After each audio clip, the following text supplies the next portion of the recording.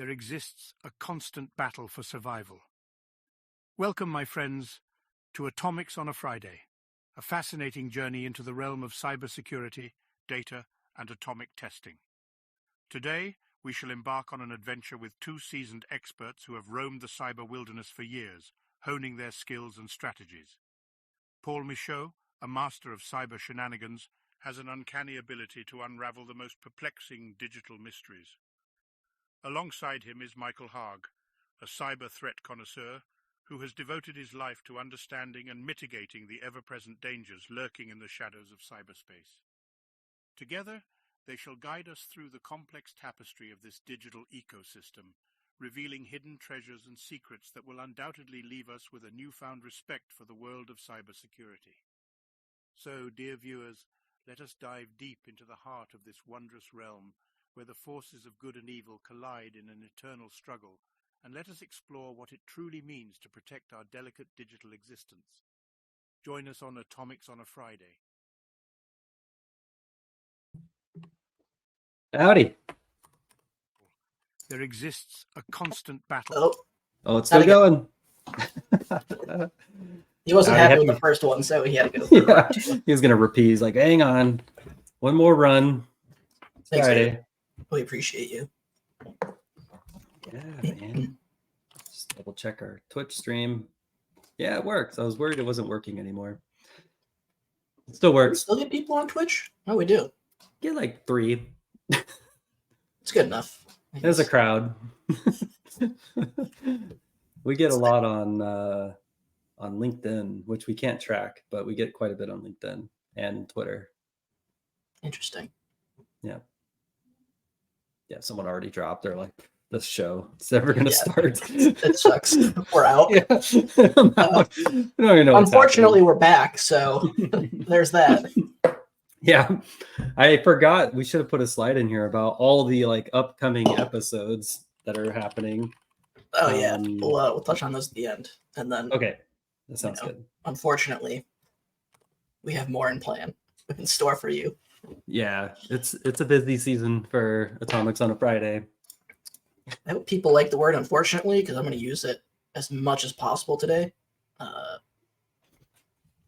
Yeah, today's topic is like a hot Unfortunately, it's EDR. Yes. I know. Good times. I kind of miss Twitter. I occasionally go back on. I don't know what's going on camera today. It's still there. It's fine. You don't need to worry about it. Arrow? There you go. Arrow. Howdy. My name is Michael Haag. If you're new here, welcome. Pretty much the show goes like this every time. We've been off for like a week or two. Anyway, about myself, I'm a principal threat connoisseur and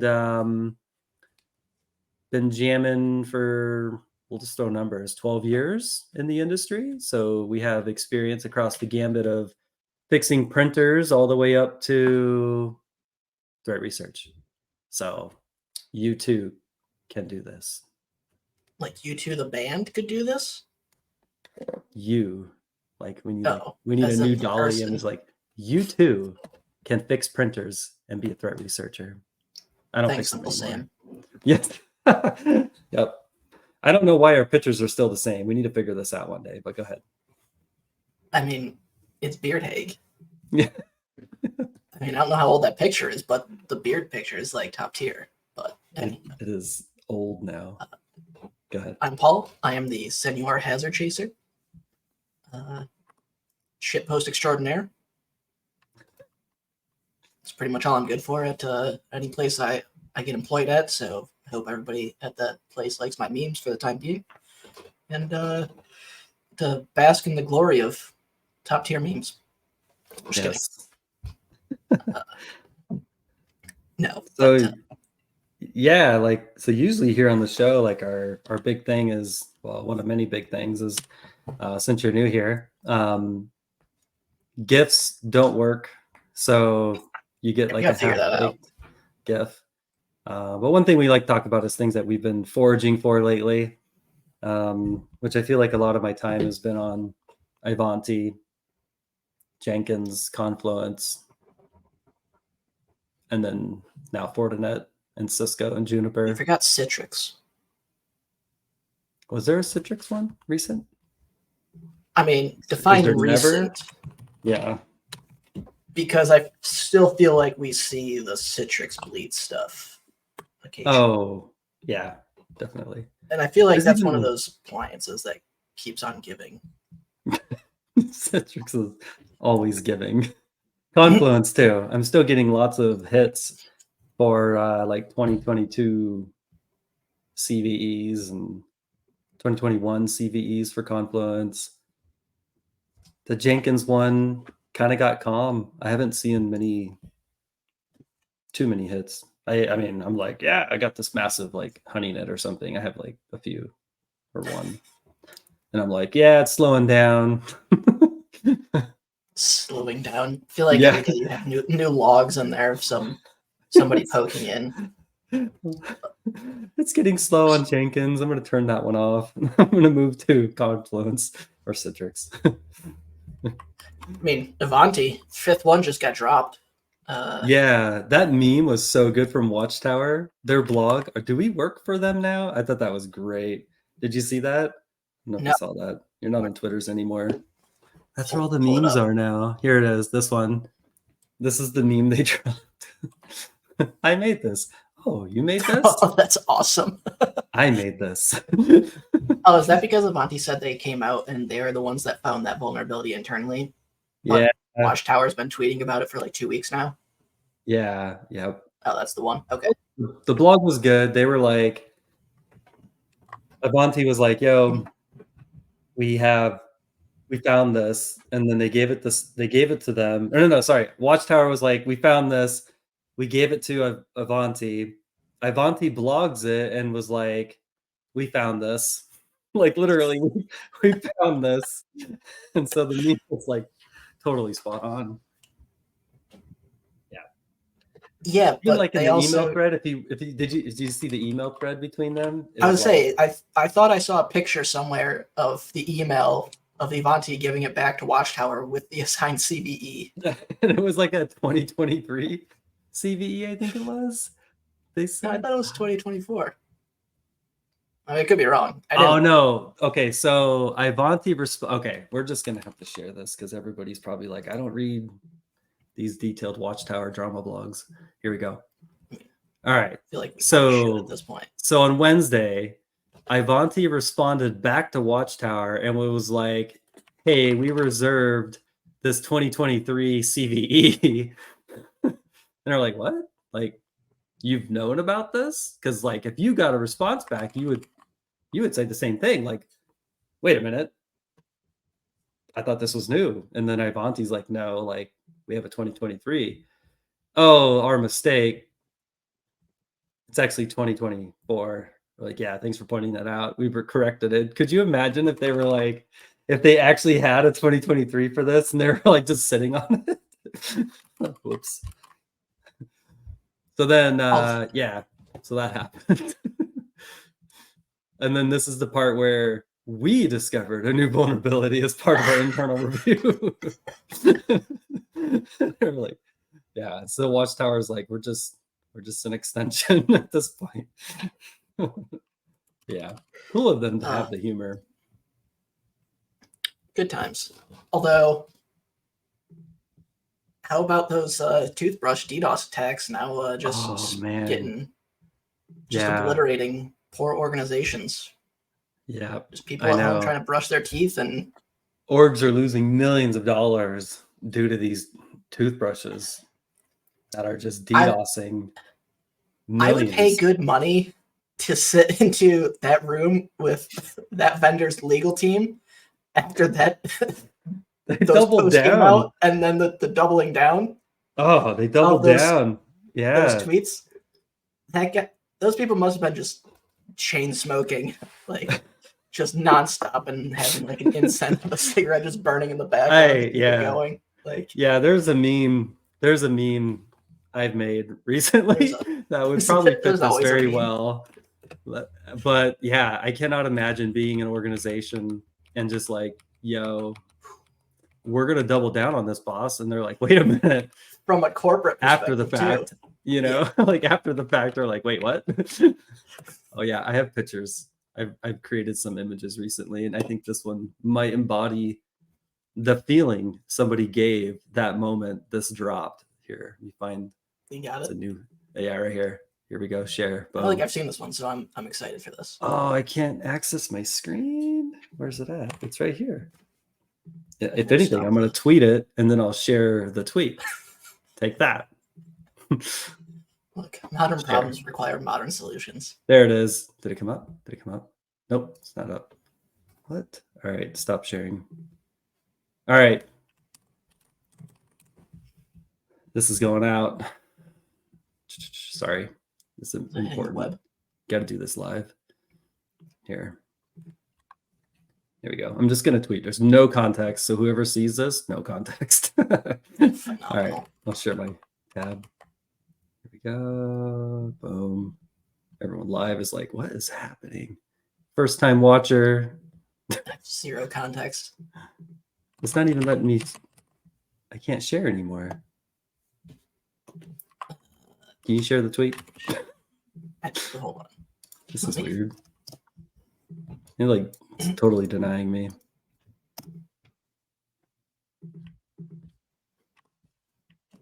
I'll share the tweet. Here's the tweet. Oh yeah, I got you. Okay. Hold on. I'll go back there. So yeah. Share screen. Window. Let's go. Share. There it is. Yes. The vibe. Is that Ben Affleck? Yeah. Yep. That's top tier. Yes. This is a great picture. Yeah. I got more.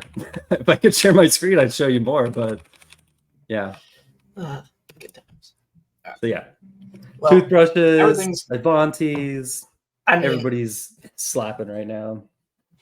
If we basically look at the list, other than the last two, those are your edge devices, so you should probably just throw them out. Jenkins, I don't even know what to tell you on that one. I'm shocked that they're on the internet. Like, why would you? I don't know. I'm just shocked the internet still exists. It's piecemealed at this point. Duct tape. Bubblegum and string. Duct tape with BGP. Why is anybody hijacking this? Yeah. All right. Let's get into the core of today's episode. The cortex. EDR. Well, no, there's more than just cortex. There's carbon black and. No, let's get into the cortex. We're getting into the cortex of it. Oh, yeah. I guess. I don't know. Does the context work? Maybe. I don't know. We need more. Let me pull up my dictionary. Periodic table elements. Carbon black. Carbon. Falcon. That's a bird. Anyway. Let's get to it, Paul.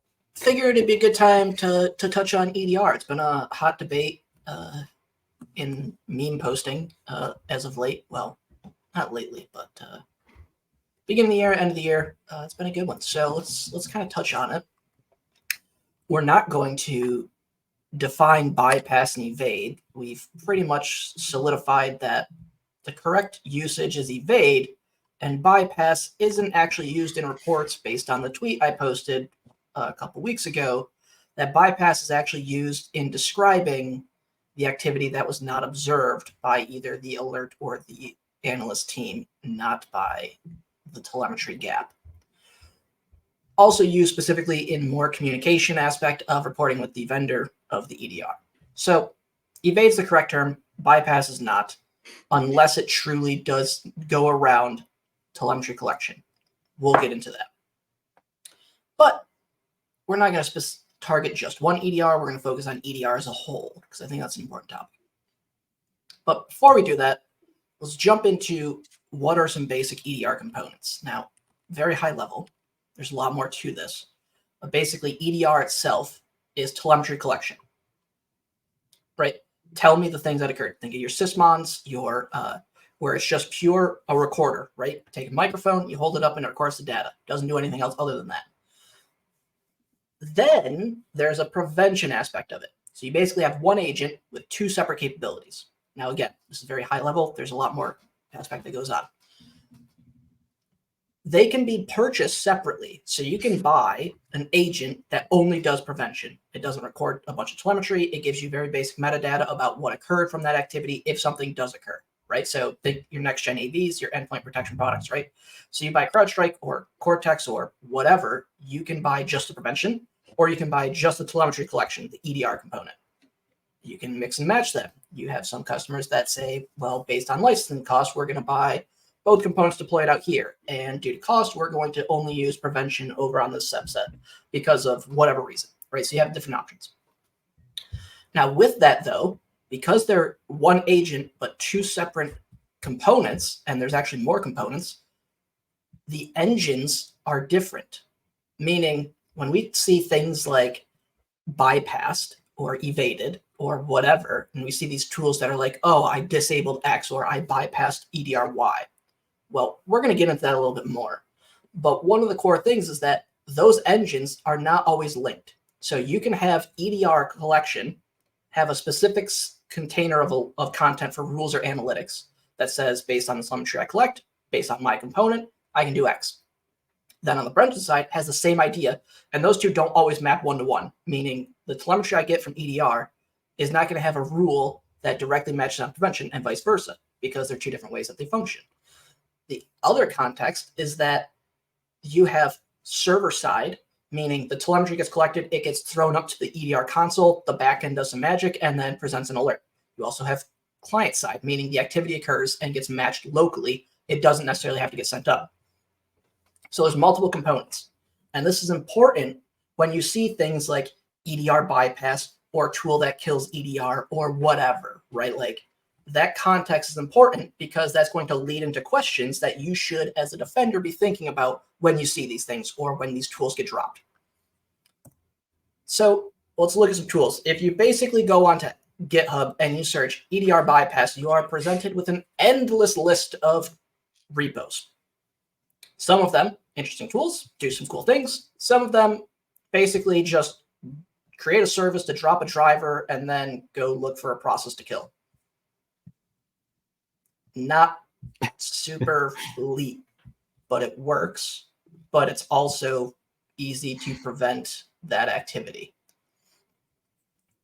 So if we look at a couple of these, we see the things like the killer tool or I forgot the other one that was very hot and everybody was losing their minds on it. And then when people went and looked at the code, we realized it creates a service, it drops a driver, it creates a service, and then it uses that driver to kill a specific process or processes or services because it goes in. But again, did you Google just killer on this? Or EDR no, killer? I Googled EDR bypass. Oh, gotcha. Maybe I did. I don't remember. There's like a lot of killer action going on here. Just kills, which doesn't really kill, but again, we'll debate that definition and usage later, just like we did bypass, because hopefully everybody's enjoying their dictionaries and thesauruses they got for Christmas or the holidays. It's like a gym membership. It really is. Like, so now all of a sudden you get hit with, hey, new tool has dropped and it's going to terminate your EDR. Kill it. Well, it's going to kill it. Yes. It's going to 86 it, as they say in the restaurant biz. If you've ever worked in the food industry, you know about the 86. Front of house, back of house. You know what I'm talking about. Anywho. Right. So one of the things that often gets observed is you get this repo, and we'll kind of look at a few because we have some links and stuff. Basically says, look, I ran this thing and I got nothing. And that's it.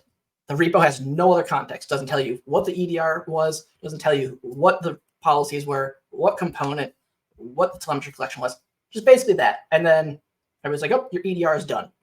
Without actually realizing there's probably 20 different ways you can collect certain telemetry sources. And then there's different ways they can do it. So when we're thinking about it, here are some basic questions that I think of when I see these tools drop, which is, what was the activity leading up to it? Because your EDR doesn't just turn off, right? It doesn't just bye and then it's gone and there's no logs. right? Like something has to happen. So what is the pre-activity? So I'm going to start using terms that Johnny Johnson wrote in a great blog, which was defining activity stages, which is pre, intra, and post-activity.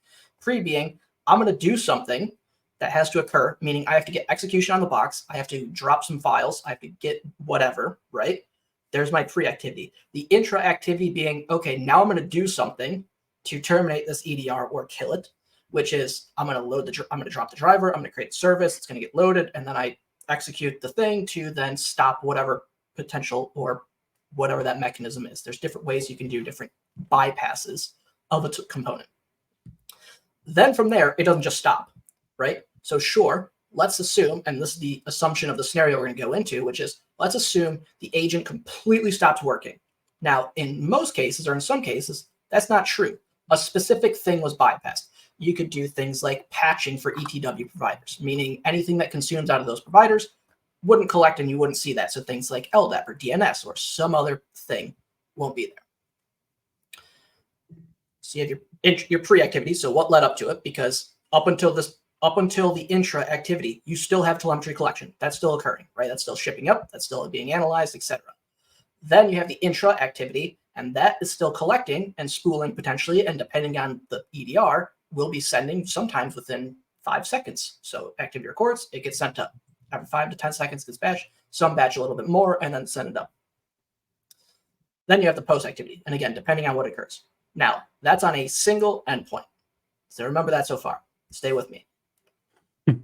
So now, let's assume we use product Y as our EDR.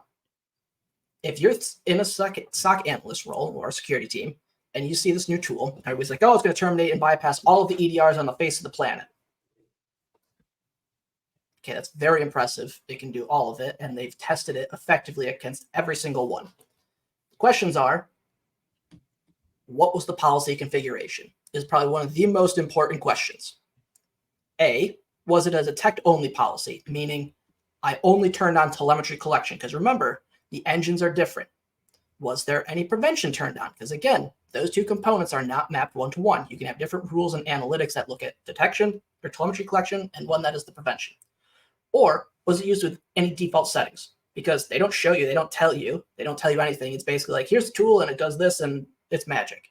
They don't actually go into it. They don't talk about what specific component and what the potential outcome is. Then you look at things like the latest version and the content. Sometimes you can absolutely have a sensor that on an older version did not collect from a data source that is needed to effectively detect that, right? So there's a gap in the telemetry collection. In a newer version, that could be completely changed and now isn't included. Or there could be a ruler analytic update that then brings that back into play, and now it actually can detect upon it or alert upon it, right? And now the last question being, was there no alert or was there no telemetry? I don't think I've seen a repo that effectively addresses any of these components of these questions that I think about when I see these tools drop. Maybe they exist, but in the handful of some of the ones that have been mainstream or bigger, they didn't really go into this. And so when you see these, those are kind of some of the first questions that I ask, because most of the time they're easily addressed, which is, one, the policy was probably a detect only, because in using a default policy in my testing of EDR, it usually picks it up or is prevented on a default policy, which is minimal detection and minimal prevention. Most of the time, my sensors in my lab run purely on detect only, and it still picks up activity. So I'm curious as to what the configuration was, because you don't see that. So that's the big thing that I think of from a defensive perspective when these tools or things occur. Now, we'll go into a scenario and kind of talk about, like, okay, there are tools that can absolutely just terminate and hose, and you see some in the context of mini filters, where the mini filter is used to prevent the network connectivity of the EDR back to the console. So you can actually block the communication, no communication, agent still runs, then you can take your time as the attacker to terminate the agent so that prevention rules don't get impeded, because you still have local policies that are applied to the endpoint, even though communication has stopped. Am I missing anything so far, Mike? No, no, but I was thinking of two scenarios Which that I scenarios do you got? remember. Well, I remember one time the customer had said, we we bypassed, I can't remember the term, but I'm going to say one of them, and we bypassed you. And I remember we were like, well, okay, tell us a little bit more. And they were extremely discreet about it. And it was almost like a red teamish kind of engagement. And I remember manually digging through the telemetry, looking at file writes coming from NTOS kernel. NTOS kernel was writing a zip file, which ended up having the payloads in it. And I remember I was like, well, you said you bypassed us. You pretty much evaded all these things and all this stuff, but we still had that raw telemetry. Sure, we didn't have an analytic for it or a detector for it, but that telemetry was still there. So retrospectively, we were able to still go back and find, how they got on the machine, and then the whole rest of it from there, which was kind of interesting. Yeah, I remember another one, and I know you have tons of these stories too. The red team had modified a DOTM file. You may remember this one, a doc template file, and pretty much it was literally just opened, written, saved, put on the file share. That was it. I can't remember exactly what it did, but when it was loaded, it was just a template file coming up. And I remember there wasn't much after that, but the telemetry was still there. We still saw this new user open up a template file, write, save it to this file share. But yeah, so I always think of your EDRs, most of them will collect a ton of telemetry, and most of everything, these bypasses or evade tools or EDR killers, things like that, most of this data will be collected to some degree in some place on these endpoints. And I always think whenever they bring in a driver, it's just oh, there's service events, there's all these other Windows event logs, even outside of our EDRs, there's all these things that are still happening. So it's like you're still using a driver, you're still registering it, you're still putting it on the box, there's still things happening. There's so much telemetry. I don't know if you remember back in the day when Carbon Black response was around, they had that simple graphic of what it collects. Do you remember that? I don't remember that, but I have links later to go look at the data. Oh, stuff cool. That you shows. So yeah, it's just kind of a neat little visual of it shows registry, file, mod load, and all the pieces, right? Yeah, the little little histogram bars on the process analysis page. Yeah, yep. And it's just it really was, and most of it still is to this day. It really is that. CCTV camera, always watching, always collecting, whether there's something evil in there or not. It was always collecting, and there was always something to find. But anyway, that's 2 stories and a bunch of ranting. Yeah, and with respect to being, in one of the debates on the bypass being problematic, and that then, if I bypass your EDR sucks, and the vendor sucks. You see that on Twitter from some red teamers, and then they throw an analogy, which is well, I had a camera on while riding a bike. I was hit by a car, and now I'm dead. What good is the camcorder? So that's probably a terrible analogy, because Legal and Defer have now entered the chat and would like to talk about the retrospective during an investigation. And right, if that's how we looked at everything, being that, it was bypassed and it's garbage, then why do we still buy it? But then the question comes in, which we commonly see, is, well, it didn't generate any alerts. Well, if the EDR is not generating any alerts, why does managed detection and response exist as a business industry, right? If the idea of MDR exists because security teams are flooded with alerts from their EDR, MDR would not exist. So either we have, opposite end of the spectrum, a ton of alerts occurring and people are overwhelmed and don't know how to handle them, or B, we have no alerts occurring. So then why does an entire industry exist?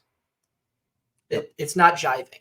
Right? Do you remember the time before Overwatch was before Overwatch was actually their service, or even before there was even the Carbon Black's MDR, right? Before those things happened. MDR?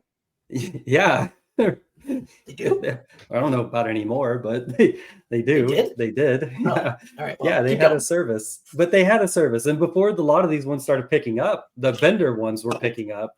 It was just like customers would ask, like, how do I know this thing actually works? What detections do you have in the EDR? In just telemetry detect only, like give me stuff. And remember, that's where Carbon Black initially came out with the feeds. Like they would put kind of like generic queries in the feed server and they would ship it out to customers and you get lucky, maybe, but it would just be alert overload because it would just be tons of crap, like very noisy. And then over time, it got better with services, people researching and helping. Yeah. And it's one of those things that, yes, when you don't have alerts, you want to understand why. And what I think sometimes happens is people understand that when a vendor is going to create analytics, there's thresholds that they've set, right? Internally, they've set some standard and says these are our thresholds for noise, FPs, all of these things that factor into, okay, we have billions of endpoints potentially, or billions of records of telemetry. We can't just flood them, because if we flooded a customer, all the customers would be very angry. But we can't not do it. So there's thresholding and balances. And it's very easy to go into a lab as a researcher and even as a defensive person. We're testing these things. You deploy a VM or a couple VMs, and that's it. It's a plain Jane Windows OS instance, and you go in there. It's very easy to be like, oh yeah, there's the thing. Why can't you detect it? But then what people forget is you have orgs that have hundreds of thousands of endpoints with third-party tools. The third-party tools are what completely throw the things apart, because you know how those tools work. You don't know how the developers of those tools actually did it. And so while you collect that telemetry and then you figure out how to work in that, it's not always just like, oh, I did this. Like, why don't you have a rule for it? Like, gee, thanks. If that was the case, like, we'd be detecting anything and everything. But again, more alerts doesn't mean better outcomes. Yep. Right? We've talked about that before. So I feel like there's kind of some thought process and mental models that we need to think about as we try to understand these components, because again, the third option is just circumvent. Yeah, just go around it. Like, just don't touch the endpoint. Identity is a huge thing. So, but if focus Justin, on the endpoint of EDR itself, which now we get into the idea of XDR, which is that identity and network telemetry collection, there's a whole aspect to it. But let's paint a scenario to where OMG, the agent was bypassed, it's no longer communicating. That's a problem. But is it? Not really. Because you bypassed one agent out of 1,000, right? Let's arbitrarily say our organization is medium-sized business, 1,000 endpoints, one of them gets bypassed. Somehow, nothing triggered on the alerts. They used a vulnerable driver or some other thing to completely or a mini filter, and just terminated the agent. Nothing's collecting. Now, what you then have is activity that comes from that endpoint. So that may not be collecting and presenting the data to you in a usable fashion via alerts or telemetry searching via your console, but there's still things that occur, right? They're not just going to sit on this endpoint and do everything on the endpoint unless they get really lucky and all of the gold that they want is on that endpoint, and then they just leave. Like that, I've seen stuff, and generally from my experience, they've never just stuck to that single endpoint or to one endpoint. They always go somewhere else. Now, you have things like network connections, meaning that endpoint is going to communicate with other endpoints that have an EDR installed. So now you have remote activity from that. You have authentication activity or authentication logs. We have the other agents. And then, of course, we have firewall data. So while, yes, we are extracting away, if we talk about executing things on another endpoint, well, you then have to, again, do the pre-activity of, okay, I'm going to go to this endpoint. I'm going to bypass that agent again, right? So now I have network connectivity into that endpoint. I have activity of the pre-activity leading up to the bypass of the agent, and then the intra-activity again. So we have all these steps, and then all of a sudden it's going on. But now, what about things like Ivanti or your Citrix, where the appliance itself gets compromised and there's no agent on there? The same fundamental idea applies of, I'm tracking a remote source that does not have an agent. Can I still find that activity? And the answer is yes. And you can do it effectively well with EDR. Even some of the basic things like a sysmon, where it's just very minimal high-level data, which I think sysmon actually has better collection in some cases than some enterprise EDRs that you pay for, but that's just me. But going back, right? So it's not the end of the world. Is it a problem? Yes. But does it mean that that's it and now our environment's ransomed? Like sometimes we get painted pictures in Twitter threads, which I think a lot of context is missing because Twitter and people are just throwing 140 characters out and that's it. No, like there's opportunities. But so the agent's gone. Now what? Right? Like, again, we go back to figuring out, well, we treat that as an unmanaged host, right? A host without an agent. It's still, we may not have visibility into what's occurring on that, but we can track the activities, right? Authentication is going to occur from that source IP. Execution is going to occur from like a PS exec standpoint, or, in packets, WMB or WMI exec, SMB exec, PS exec, etc. So it's not the end of the world. But let's look at telemetry that EDRs potentially collect, and let's kind of jive on some of those, which I think I have them pulled up. Oh, cool. I think. We'll find out. Hold on. I do have them pulled up. Let's just see if I have single screen, so I don't know. Oh yeah, that Cortex endpoint data collection was cool.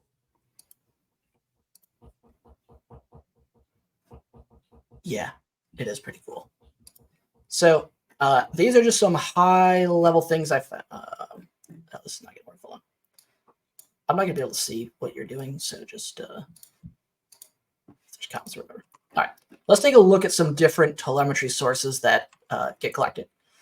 Now, again, if we go back to the idea of bypass, and there's different components, and there's different ways to collect a specific telemetry source, let's look at some of the telemetry sources as a high level. We're not going to dive into specifically how some of these may collect them. So you have things like mounting a device, files, right? In this case, creating, reading, deleting, renaming, moving, etc. DLL loads, process creation, injection for threads, network telemetry, protocols, statistics, registry, right? So even if one endpoint goes off, we can still see via Cortex, there's still a lot of opportunities from remote endpoints because we, again, are going to assume that they don't just stay on one. So there's a ton of different potential and that we can look at from the identity, the network, and the endpoint and the endpoint being like process telemetry that we can use. So that's just one example of different agents that get collected, how they can do it. You can see here, like the Windows event logs, if they're turned on, get pulled in. It's quite a good amount. And then EDR for Mac. If we go into like Microsoft's DFE, we can kind of see some of the same things. I didn't realize they collected CAPI logs. Is that new? No, I don't think so. I don't remember seeing it last time. That's awesome. Them. It's fancy. Yeah.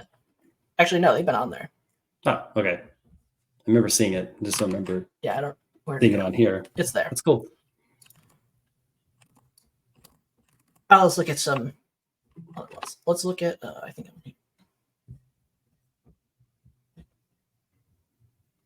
I don't remember. Well, here's like behavioral info. Let's look at device network info. So we can see things like information about the local device, process events. Again, we can see things like. Am I on the right one? Yeah, I am. Oh man, it's been a minute since I've looked at the schema. You focus on one EDR for 6 months and you completely forget every other EDR telemetry source you've touched. But you get the same things, right? We can go almost compare different things, and while not everything is perfectly mapped, we could probably look and see. And we have also, there's the Costas EDR telemetry source here, which I don't have a link for. But we get similar activity, right? Identity info. So if we want to focus on identity, who's doing what from where, we get that information as well, at least in DFE. And then CB, they have things like process and the old process analysis tree. I was hoping they listed them. CBC. It's probably a better place to start.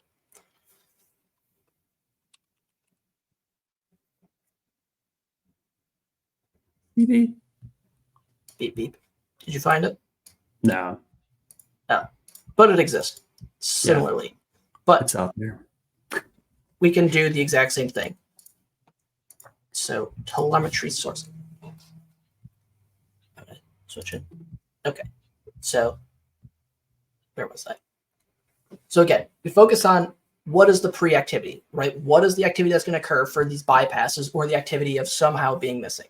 Then we think about, okay, what occurred as the intra activity in order to do whatever the objective was. Bypass the agent, terminate it, kill it, mini filter, whatever. And then you have the post activity. Now the post activity could be a variance. Now, if we think about some of like the things like Ivanti's going on, we think about, okay, we know that the web shell is going to get dropped on the appliance. The management IP is potentially going to be the source. So if we know those sources, we can look at incoming connections from those management IPs and then focus on, okay, well, then what occurred from there? We can see maybe, is it suspicious that one IP is now logged into 1,000 endpoints or has attempted to log into 1,000 endpoints? In packety, right? Like remote execution, collection, etc. As some ways to do it. So again, it's very, at least in my experience, I have yet to see an instance where an unmanaged host or a host that had an EDR and then it stopped reporting and then nothing else occurred. Okay. I have not come across that or not have been able to at least track to an unmanaged host. Now, we may not have visibility from the EDR perspective of what occurred because it's missing, but forensically, you can then still do it, which still provides valuable insight, even though the whole idea of, well, the camera recorded it and I'm dead, who cares? You got ransomed. Well, that's probably the dumbest analogy I've heard. It's still viable information because you can then make it better, right? So don't think like just because something is missed or there's potential that it's there, there's still opportunities. The next thing is that EDR is not perfect. None of them are. If they were perfect and they stopped everything, they stopped breaches, they stopped mimikats, this industry would basically be completely different. Most of us would be out of jobs. We'd be sitting on the beach hanging out because we'd be cashing in our checks and just becoming kiwi farmers or sipping Mai Tais on a nice coastal beach or whatever. Kiwi farming. That's a good one. I mean, why not? Yes. I actually know somebody that's a kiwi farmer out in California. It kind of sounds like the life. Yeah, that does sound good. Yeah. At least you're not dealing with Avanti, right? Yeah. Like kiwi farming at 5 a.m., dealing with breached appliances. Like, Yeah. I mean, I kind of have an idea. But so some common scenarios that get organizations in trouble. Now, yes, are there times where there is a pure telemetry gap or capability gap of the sensor? 100%. Not saying that it's not. But most of the time, when organizations get into trouble, these are what we can see. Inconsistent deployments, agent versions, coupled with the content and rule updates. So you'll have agent versions that are like, the most recent versions, agent 10, and you see things like version 6. You can't expect that to function at, version 6 level at the capability of 10 and never touch it again, right? You can't, it's just like Windows updates, right? Or OS updates. Can't expect to be completely secure if you're not patching, right? Like you have to do something in order to maintain it. Other things, policy configurations. We see a lot of things where the policy is either default or it's been tuned down from default. I've even seen a lot of times the default policy has been tuned downward, meaning it's making it worse. And in some cases, inconsistent updates of content rules. So they'll be up to date with the correct version, but they haven't updated the rule set that allows them for additional analytics. So the telemetry is being collected, but the rules aren't applied to then say, well, I can collect the telemetry, but now I need some analytic to say I can match on that telemetry. And one of the big things that I've seen is when customers buy an EDR or migrate EDRs, is they're taking in these legacy rules from things like AV, and they're basically just blanketing it. If you remember back in the day, a lot of the times it was basically, oh, you have SQL installed, and we're going to install this AV. I'll just completely asterisk and allow list everything from the SQL server's directory. And like that was it. And same thing with any other tool that's a critical tool. You just don't want to touch it, right? But things have changed where it's, technology's come a long way. There's generally less an impact, especially rolling out as a default only policy or a read-only policy to start. And then starting with the prevention going from low to high. Right? Those kind of the two scenarios that I work with organizations is either, workstations have a lighter appetite for risk. So we'll push out default policies, or they may have tuned up the prevention side of it a little bit, and that's fine. In some cases on those critical servers or those tier zeros where you have a higher risk, lower risk tolerance of things breaking, you deploy out in either a read-only or you create some specific rules and exclusions that then tune it. But these are generally the common scenarios where something bad has occurred and the agent didn't do something, and it's generally one, if not multiple of these bullet points. So while we can, yes, point fingers at the EDR, we also need to point fingers at ourselves and say, am I doing the right thing to ensure that I am protecting the organization?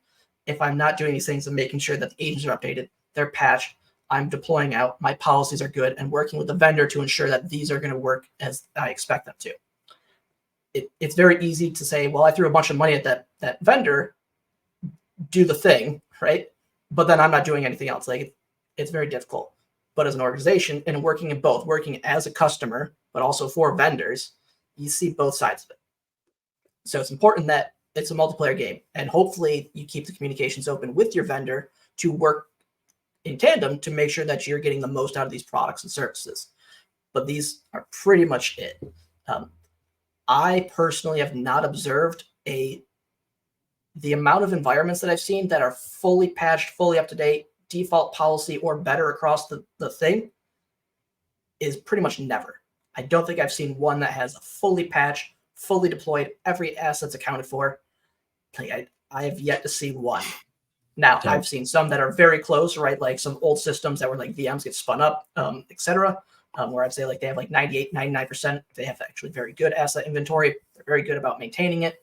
But they do have some legacy policies that could get them in trouble. So I have definitely come across that. Yeah, and that endpoint asset management piece is like extreme. Like I remember at one of the companies we had, they had like 14,000 endpoints in SCCM. And this is like, how did you guys even get to that level? But they also had a flat network that was also with like all the products sitting on the network that ran Windows. So there's a whole section of the org, the Windows infrastructure, that wasn't even monitored because it's product building and testing and everything like that, which a lot of orgs are plagued with, right? Yeah, it's insane. I think part of where we get in trouble is calling things solutions. This is going to solve your problem. This is going to be the end all be all. And it's not. EDR and any other tool is just that. It is a tool in your repertoire or your belt to help solve the overall problem. And it may solve specific problems, but it's not the solution of end all be all. Because again, if it did, like, we wouldn't have competitors. We would all be drinking our Mai Tais and being Kiwi farmers, right? Like, it's a tool, and we need to understand that. But we still also need to factor in that a lot of problems are solved with just good IT hygiene, asset management. The amount of orgs that I've worked with who've had things like appliances compromised, or potentially are like, hey, I've got, vulnerable X appliance. And they're like, cool, what are the, the internal IPs, the VIPs, the management IPs, etc. And can spit those out quickly, can generally are better off. Like they can do those. Like, is it there goes my marketing career. Let me tell you, I should actually go into marketing. I'm going to create a marketing company that's basically like anti-marketing. Like, we're going to spitball it as it is. We're not going to tell you it's going to solve your problem. We're going to tell you the specific thing it solves. And if you don't like it, well, go buy something else, I guess. Like, see how well that works out or how long that lasts. I'm going to pitch this to my wife later, see how, like, it's time to leave my role. I'm going to spit up a new industry. Anti-marketing. Anti-marketing. But like, it's critical because the orgs that have something happening and it's coming from an unmonitored IP, and they can quickly turn around and be like, oh yeah, that's tied to appliance X, or oh, that's part of our VPN pool, and show that they have like things under control, are very capable of responding and preventing worse things from happening or continuing onward. It's the ones that can't do that, where then they're like, oh, I gotta go check, and that's 4 hours later and things are just getting worse, and you're basically like, chasing the fire at this point. And like, yeah, we don't know, like, everybody's gone, or like we can't point it. Like, those are just bad days. But again, like, it's, you gotta help, gotta do the work. Is it fun? No. But does it pay off at the end when you put in that initial work? 1,000%. So go check your agents today. Go look at their policies. Look for those things that are legacy that you carried over from 7 years ago. Guarantee you could probably remove it. Does that? One thing, I was working with a customer one time. They had like a list. It was like an Excel sheet. It must have been like a 500 rows long of different like exclusions or rules. Some of that software wasn't even in the environment anymore. Like that's probably a good thing to go look at. Go look for software if you have the capability and can say like, and you have good software inventory as well, not just hardware, and go, do I even still have that software today? And who's using it and where is it? Like if you can do that in like under 5 or 10 minutes, you're good to go. If I identify that's not, well, I take that exclusion out. That's an opportunity. Oh, the recommendations, which I was already on. I totally forgot to put the slide in because we normally never have this. Somebody was prepared last night when they were building True. this. Go check your agent inventory. Go look at what you have installed and is reporting, but also what's not reporting compared to what you have in Active Directory. Go look at the VPN pools. Make sure you have those documented of what is your pool for appliances, what are the management IPs or the virtual IPs of edge devices, your Citrix, your Avantis, etc. Have those documented.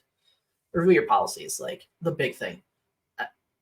I mean, when's the last time you checked and saw what new stuff was pushed into your latest agent update? Reading those update notes for when they come out.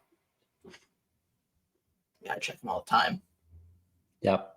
But I work for an org that pushes them, so I kind of like have to. I feel like it's part of my job. Like it'd be doing a disservice if I didn't. And be like, oh, that's a cool new telemetry source, or oh, hey, it can actually block X now. Yeah, increase the visibility. That's probably a bit. Oh, that's I did click it. Remember that one. All right. And what I mean by increased visibility is there are EDRs that allow you to turn up the telemetry collection. So it may not have a preventative component, but it allows you to collect additional telemetry that may result in higher, like there's more appetite for alerts. So like one, for example, was that I remember from back in the day is like the CrowdStrike Force Depth ASLR stuff. Increased telemetry. You can also do things like .NET collection in some EDRs where you can actually enable that a little bit louder, potentially more FP or noise from those, but does give you increased visibility. So it doesn't necessarily block it, which again, if your risk appetite is, hey, it's going to maybe increase some telemetry in your collection, but you're not going to do it, I would highly recommend looking at it, especially on endpoints to start, like your workstations and those critical servers. Look on tuning and collecting more versus just potentially what's there. So go look at some of those things that are usually probably off by default in some cases, because again, it's not critical that they're on, but they do give you some additional data that could be interesting and worthwhile in hunting for. So look for those things that allow additional collection of telemetry. Test those out. Even if you start with one endpoint, do some additional testing, see what that looks like. What's the increase, especially if you're shipping them off to your SIM, like if you're collecting it outside of your console and pushing it somewhere else. Obviously want to understand and not destroy your licensing costs. SIMs are expensive. Yeah, they are. Especially when they're about to get acquired by another company. The price went up. No, the price is so going up. All right, that's all I had. That's my rant on EDRs. Go do the work. Go do the work. Go do the work. Go work with your vendor. It's a partnership. The more people that treat them like that. Some of the best relationships I had with people were good partnerships of understanding that. Even when we got smacked around by, pen tests and red teams, like the understanding that, like, yeah, we know that there's gonna be gaps, and turns out some of them were, I remember one time doing a POC of sensors, and the same EDR, they had two endpoints. They ran the exact same test on. They're like, well, we saw you had additional activity over here, but not on this one. And then turns out it's exactly that, a misconfigured policy. Specific things were not turned on. Agent version was the same, content version was the same, but they had differing policies. So you didn't see the activity, and so that limited the capabilities of those. So just another good example of testing those. So go review them. I miss the days of just collect everything and there's no modifications. Does that exist anymore? Did that ever exist? I feel like that was not, like, with CV response. CVR with response, it would just collect everything, but you could also disable some stuff if you need to, like file mods or whatever. I think a lot of them. Yeah, or you can also on the, I think you can do like a server side config that was basically like, don't collect from this file path or whatever, for like, especially if you had like builds for like big code compilation. Yeah, there was definitely stuff like that, but that came after, like way after. I mean, you and I hunted red teams with just CV response data, which at times is less data than Sysmon. Yep. And we still found them. Yep. You remember when it wouldn't come in for like an hour plus, just trickles in, and you're just like sitting there waiting. Like, yeah, you see like okay, the first match. event, and then you're like just sitting there waiting. You're like, all right, now if the next thing occurs, then I know I'm good. I'm still on the right track, and basically like hour and a half, because the amount of data flood that occurred via VPN. Yeah, those are good times. At the prior org, because we had 50,000 endpoints on CVR. It was like we would just do live response and just go on the box and grab what we needed instead of waiting for something to come. It's just like, dude, I'll take care of it. I'll just go get the file. I do like the OS query aspect. I think it's like audit and remediation and CBC. They do have some interesting things. There are some definitely like each EDR. I'm biased towards my favorite EDR, but in working with multiple EDRs at previous orgs, like that, I did appreciate like a lot. Like I gotta say, Endgame, before it got rolled into Elastic, they were doing some really slick collection of macro telemetry. So you like somebody would open up a malicious document, you'd get the full macro stream as part of the telemetry, and you could just basically just hunt off of that. It was top tier, and it was really good data. Yeah, that, and even the Elastic agent now is doing some really slick telemetry collection. Like I look at it this way. I think I think Casey came across it, like if you spin up Procmon and you run your test, if you see it in Procmon, you have that capability. The Flame, yes, this will be recorded. It's on YouTube. It's actually recording as we speak. So, yep, you can always check it out later. Good question. But yeah, I mean, Elastic is basically like Procmon on steroids. So if you run a test and it's seen by Elastic, like there's a good chance you have the capability of detecting it. They're just slick things. But I love RPC data. Yes, and not all of them collect RPC. I don't know if the new, I don't know what it's called today, Semantic Carbon Black Cloud collects RPC. Do they? The last one I checked 7 months ago using them, they weren't collecting RPC. Yeah, I don't know. It's been a long time. Yeah, it's been a while. Yeah. But and this is where you kind of start to see more of the XDR push, which is inclusion of things like event logs, deeper network telemetry collection. I know like Sentinel has the capability of like full URLs, or URIs has that capability, which is very interesting. So you're talking about like where did something go? A lot of EDRs are now collecting things like mark in the web. So when a file is downloaded, there may be an event type for if a file has mark in the web, you can collect that, which is great for determining where a file was downloaded from. Super helpful. So, I mean, it's moving. From a defensive standpoint, they're all viable. Is one better than the other? Like, that's for you to determine and your organization's need. Like, can I shill what I would prefer you to go by? Sure, because it's going to pay my paycheck, right? It's going to feed it. But at the same time, like at the end of the day, the objective is to secure the organization. And if that's with one tool over another, like great. If you're satisfied and you're solving a problem, go forth and prosper. I think somebody said it. I forgot who said it on Twitter. It was a couple weeks ago. Maybe Andrew Thompson. I don't recall. We all pit each other against, like, especially like the MITRE evals, like which EDR is better or like which org is better. But at the end of the day, we're all still trying to solve the same goal. Like, right? Like, sure, can we have fun and make fun of each other and post those memes? 1,000%. At the end of the day, the objective's still the same, right? Just red v blue. I'll make fun of the red team, but at the end of the day, the objective's still the same.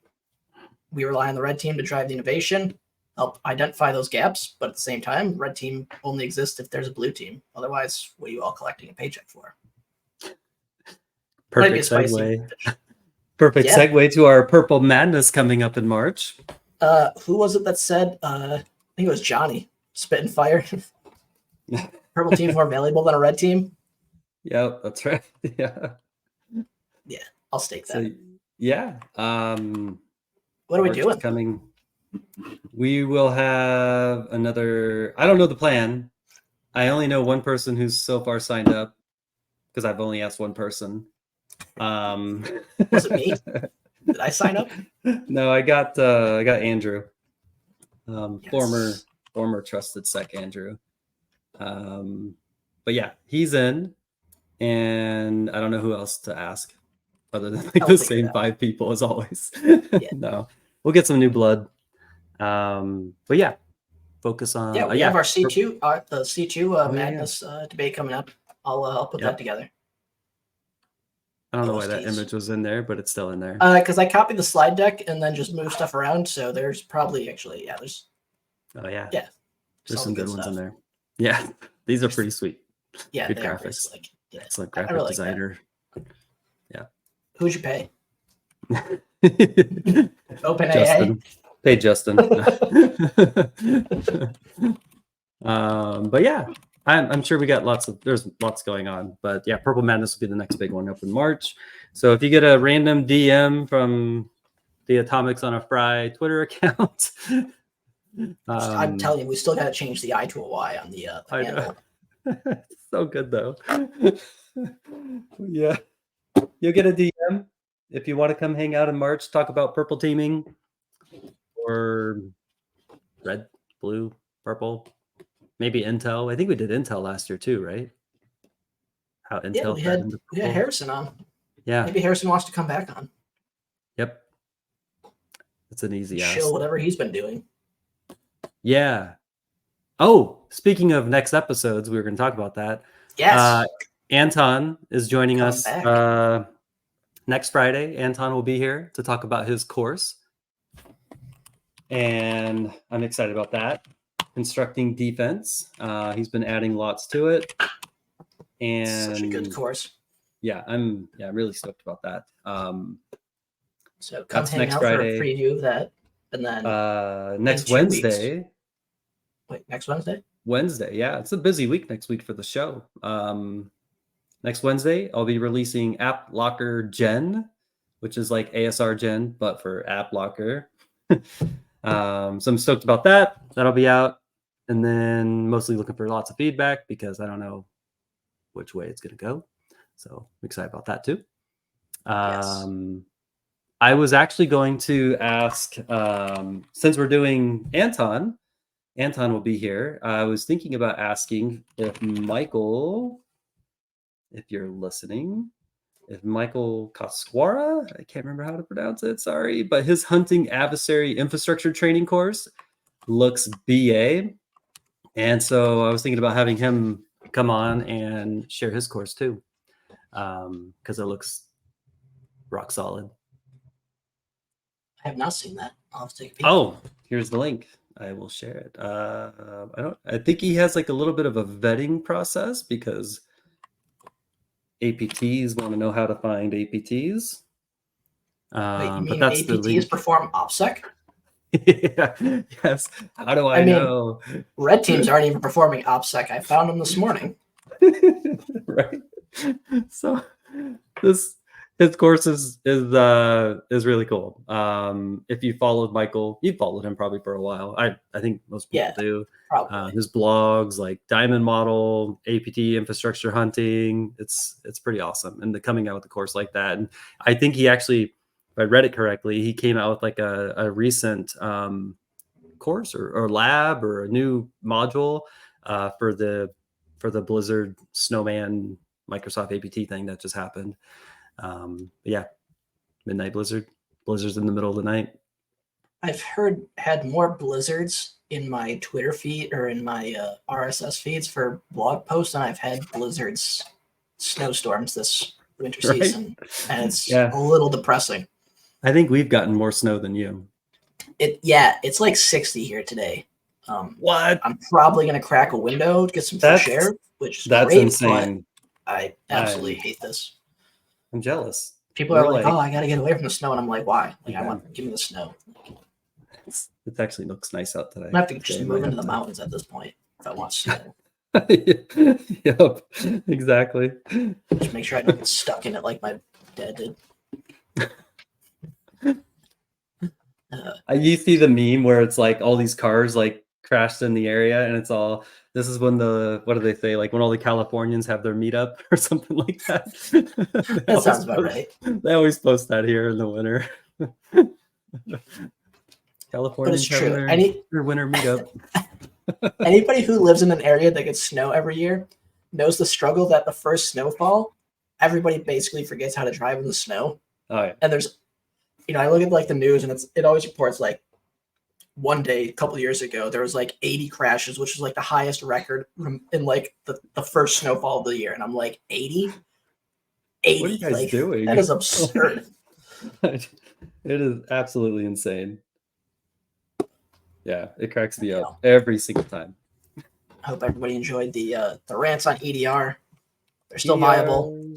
Don't listen to the red teamers about how much they suck. You can still hunt with them even when they're bypassed, because not all bypasses are created equal, and not all telemetry is collected equal. So just because bypass is one, that's cool. Question it, challenge it, because I guarantee you, it doesn't work. Boom, mic drop. That's my spicy take. It's not really spicy. It's just a matter of fact. Look, half of them are just EDR or drops a service driver and we call it a day, and the other half like actually do some cool things, and then that's probably like 2% of them, and the rest of them are just not impactful in any capacity. But last comment. Speaking of Lua, was there more? I just think of like edge devices, and I had started building. I got to bring it back. I have it in a repo. I started building a no. We got to do our offensive Lua session. We haven't even. We were supposed to do that. Yeah, we got to do that. Still. I started building a very simple Lua AV agent, and I need to finish it because it was cool. It was super random. You should all go check for Lua module loads to see which of your AV products are already leveraging Lua. Exactly. Just kidding. None of them. Only APTs use Lua. Yeah. Importing new modules now. Lua'd. You've been Lua'd. You've been Lua'd. Where's all my? I need to drop more. I haven't had a Lua meme drop in a hot minute. I need to do that. That's my next trick. Slacking. Granted, I love it. My favorite part was all the Lua memes, and someone's all. I get tagged like on these random threads. They're like, "Yeah, I started learning Lua because Mike's been talking about Lua so much." I'm like, "Oh my god." It's not the intent, but happy for you. He's like, "I'm so worried about Lua now." I'm like, "Hey, Lua's what dreams made out of." So good. Wait till your appliances just start written in Rust. Oh my gosh. Yeah. Like pseudo. Did you hear the pseudo drama? No. Dude. We'll have to catch up offline on that one. Yep. Anyway, I'll find it. Someone just posted it again. We'll catch you all soon. Yeah. Go check your EDR. Have a great weekend. Go fix your policies. See you next week. 2 episodes next week. Be there or be Lua'd. Toodles. Have a great weekend.